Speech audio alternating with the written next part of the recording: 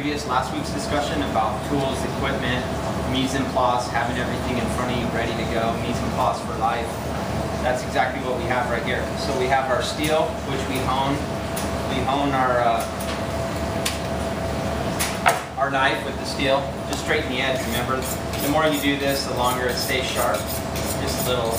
So we have our Next Day Gourmet, our culinary equipment and supplies. I like to refer to it as. Actually, I think Next Day Gourmet will stay as the brand. Okay. Our cutting boards, remember how we said the safety aspect so it doesn't slip around? That's why these cutting boards are so great. Our sanitation bucket, make sure everything's sanitary. Our gloves, all these are selling opportunities for us.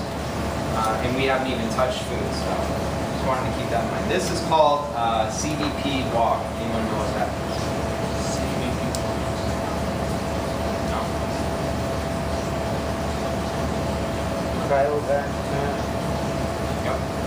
Just kind of sum it up. CDP. We use lots of acronyms. We're like NASA. We open that. Cryovac pack? Cryovac pack. Whole chicken without giblets. It's empty. There's nothing in the cavity. So one of the big selling points for our chickens, our wogs, is you're not paying for that weight of that you're not going to be using.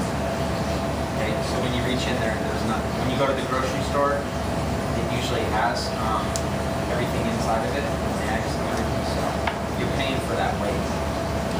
So what the easiest way to start with this would be pretty much trim off the tips, because those are of no real value to you. But what we'll do is we'll just break it all down, and I'll show you all those parts of it. When you're fabricating it, the important thing is it cuts at the joints. Okay, so if you kick that back, there's a joint that runs right there. You see that? And it just splits right at the joint. See, this knife won't cut through bone, but it'll cut through cartilage. It'll cut through the cartilage, and it has the natural separation. Just like if your arm, I wouldn't want to cut right through here. I want to take it at the joints. But you can kick it back like that if you're not sure, and you pop it out. So. Okay, so we have the wings. There you go. So when we're talking about wings, we sell a million different kinds of wings, right? This is called first and second joint. Now if you want first joint, see how I cut that? Now you got first joint. What are two other names for those? Have you guys heard any other names for those two different? Drumhead. No. Drumheads. Drummy? Drum. Which one do you think would be the drumstick? Uh-huh. The other one's called either a flapper or a paddle. Which one do you think's got more meat? Flapper paddle. You're smart guys. What we're doing here is we just slice the skin, and I'm just going right down to that joint where I'm going to make that transition. So one of the keys when there's a little pocket in there. We call it the little nugget. It's like the favorite little morsel of chicken. Like the chef's little treat. See how I just pop that? That's where it separates again from that joint. And just peel that off. That little nugget right there is found in this little pocket right here. It's called the chicken nugget. There's probably a more definitive term for that. Okay, so when we the other day when we were showing the chicken ossobuco, right? Our new line, chef's line. I'll show you what that is. Okay, this is. I want to know what this is. Leg back. Quarter. Okay. Now when I cut this, there's a magical spot. You'll see it. If you try to do it there, you try to do it this way, it won't go through. So you just go. You just angle your knife at the angle, which, if you're not sure, just pop it through. And that's the only way you're going to be able to cut through that. Okay, so we want to do a boneless thigh, which you can order, boneless thighs. A lot of restaurants do that. They like the flavor of dark meat. You just bone out that thigh, that leg. Just get right under it.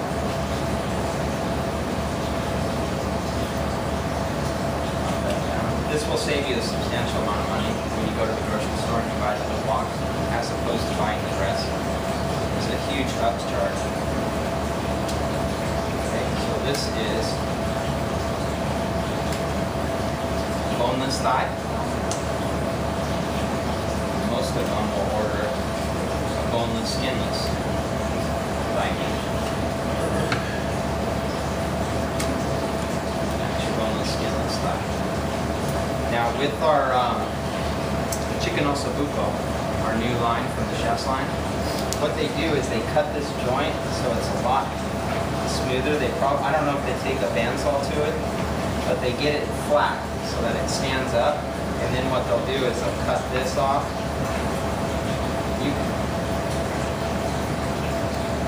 And that's how it's cooked. See all the connective See tissue that that's in connective? there? That's one of the reasons that people really will tell you they don't enjoy dark meat or they don't enjoy drumsticks, because all that connective stuff in there. However, when we make the chicken for ossobuco, we cut a bunch of that off. Yeah. You'll notice with ours, this is cut, so it's nice and clean, and then it just slides down the bone like that. So now you have a real understanding of where that cut comes from. Is that unique to the industry? It's unique. Well, you know, they've been doing this for a long time, but the way we process it and the way it sits flat and the way it's cut on top, it's unique to us. The way we. It has to be done by hand, and it does chew up the saws. So a lot of folks don't want to do it. So our Because competitor it's a doesn't have drumstick. that. No, we have Oh, no. we have a competitive advantage in the marketplace with that particular cut. It's beautiful too on the plate. It's gorgeous. It is, absolutely. If you're calling on a Hispanic restaurant, a lot of times they're gonna say, I want diced chicken. Okay, so what you really need to separate is there's diced breast, there's diced leg and thigh, and there's diced thigh. I've sold the leg and thigh before, and I get a lot of complaints when they're using the leg for the diced meat, the sinew that runs through that Roxanne explained. So you might really want to check when you do a cutting to do the thigh meat. It might be a little bit of an upcharge, but you won't get that sinew as you do with the leg. That's just a nice FYI. So anyways, you split the leg just like that. If you're not totally sure, you get it. And then you can just pop it. See? It just pops it. That way you're not fishing. And the way my granny showed me how to separate the leg and the thigh, fold it in half before you cut Oh that. yeah, so you know where the... They'll show you there's a notch. You'll see a notch. You know, you can fold it this way, squeeze it. Like that. And you'll see a notch on the top. And that's where you know where to put the knife. If you do it, and there's another way too, is if you angle your knife in line with that, you'll hit it every time. Either way, you'll look like an arrow if you can break down a piece of chicken. Okay, last part is the breast.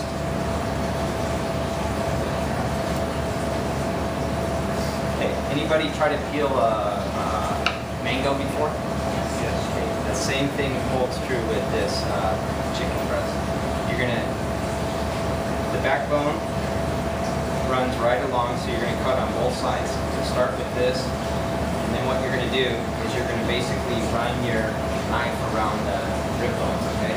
So it'll actually go at an angle like that. And you just wanna use the tip of your knife, pull it back. See how it's just running right around? Just pulling right off the bone. You're gonna come up to the wishbone here. This little section, just that little bone that you make a wish. You can just pop through it and then just pull that out.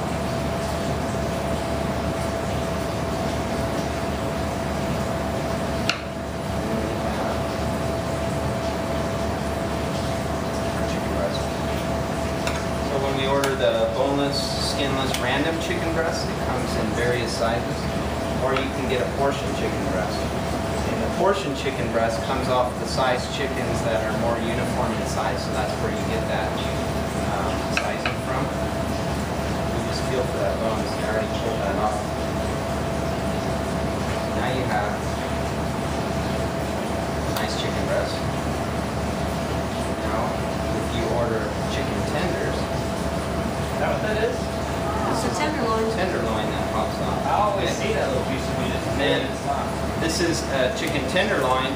Now, if you want a clip chicken tender, you just clip that off. Clip that tip off. That sinew. You can't chew. That's chicken tender. That is the chicken tender. That is Now, the filet mignon. that's the filet mignon. Right there. And why do you think that's so tender? Uh-huh. That muscle doesn't have to work at all. Not an exercise muscle. Right. You remember hearing about that with the cooking methods, you know? With like a leg like this on an animal, whether it be a chicken or whatever it is, a cow, a veal, a pig, gets used every single day. It's gonna have a ton of flavor, but if I just put it on the grill and tried to grill it, except for the chicken, you would be like eating rubber. So that's why you have to braise it. The pork shank. The pork shank. Exactly. The braising you said was The braising, Slow slow and and low. low. Stewing. It'd be more similar to stewing. Yeah, you hit right here, you hit that bone, and then you come around it. And you just like you would do a mango, it's almost the exact same way. That's about the easiest way I can explain that.